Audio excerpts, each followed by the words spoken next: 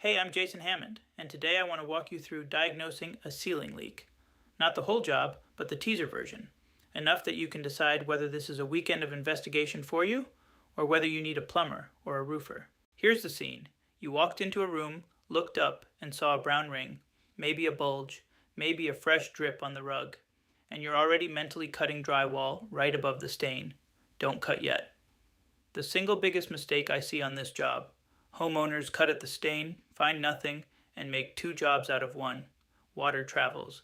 The stain is the last foot of a longer path. Before you diagnose anything, handle the first 20 minutes. If the stain is near a light fixture, kill the circuit at the breaker.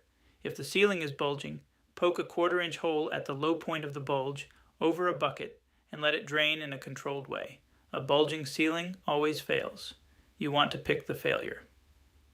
Here's the diagnostic sequence. When did the stain appear?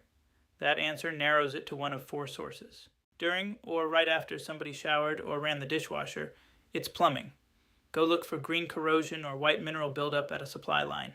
During rain, it's the roof. Go into the attic with a flashlight. Look at the underside of the decking for dark stains and trace them up to the highest point. Any daylight you see through the deck is a hole. Walk the roof line with binoculars. Check the rubber vent pipe boots. They crack from UV after 10 to 15 years, and they leak slow. In hot, humid weather with the AC running, suspect HVAC. Pull the cover on the air handler and check the condensate pan. If water is near the overflow, the drain line is clogged. Only after you've narrowed the source do you cut a 4-inch inspection hole. You cut in the room above the stain, not at the stain itself, the traps I see on this job. Cutting drywall at the visible stain, ignoring the timing of when the drip appeared, skipping the attic pass, mistaking condensation for a leak, and flipping on a light switch in a wet circuit before you kill the breaker. And one more thing, if you see scorching, smell melted plastic, or hear sparks near the stain, stop. Leave the breaker off and call an electrician before you do anything else. Water plus electricity is the one thing in this book that can kill you.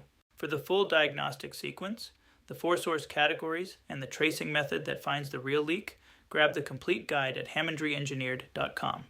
That's hammondreengineered.com. I'll see you in the book.